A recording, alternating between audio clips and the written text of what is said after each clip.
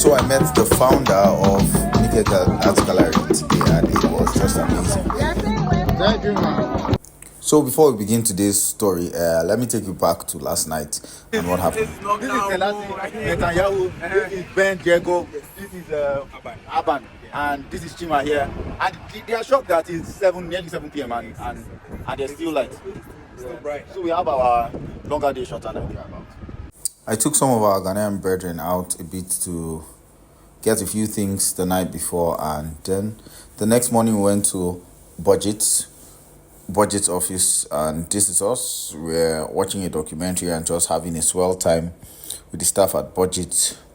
I did a lot of running around and just making sure that everybody was okay, and this is my picture at BudgIT's office. Then we got into the vehicle and we started our journey to the Lagos State Ministries, where we met the special advisor on climate change to the governor of Lagos State on climate change and circular economy. It was a swell time, and she was the one who handed my award over to me at the African Climate Stories Festival in 2025. I will look for that picture and just put it in comments somewhere. So it was great to reunite, but I didn't mention it.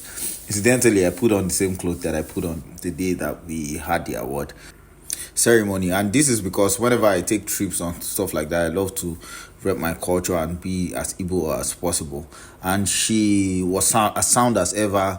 She had addressed us and spoke about climate action and climate change, especially from the climate governance point of view. So all the fellows had to introduce themselves and talk about their projects. I will let you hear from the horse's mouth as regards my... Good afternoon. My name is Chima Okoli. I'm currently based in Abuja. The core of my work is using sports and the creative industries as a tool for development. So what we do is around plastic waste and plastic waste collection. So we leverage different sports teams. You know that sports has a unifying factor. The World Cup that just ended had shown that with a good sporting tournament, the whole world gets to talk about it. Diplomacy and all of that pops up. And so beyond just using sports as a tool for development, we are able to turn plastic waste like pure water sachets into footwear like these, football boots and the like, and that whole thing incentivizes the young people and people around the sports industry, and so that opens us up to climate conversations, even in places where people are not literate and where they don't have.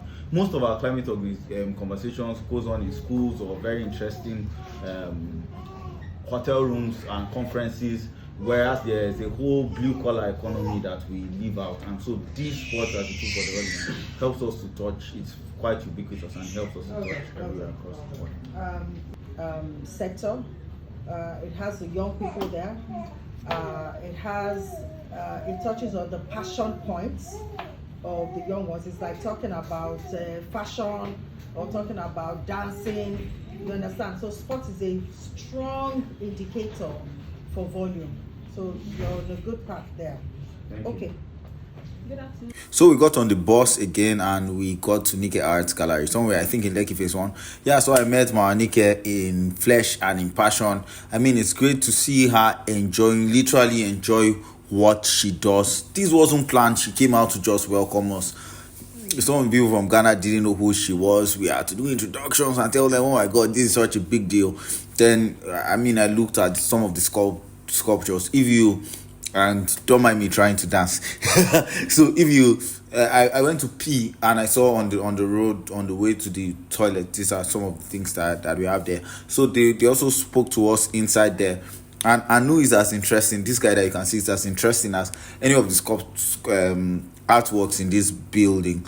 I mean, it's mind-blowing, especially what she's doing around climate action. This is a climate action themed art piece. This was made via rubbish. Then we left.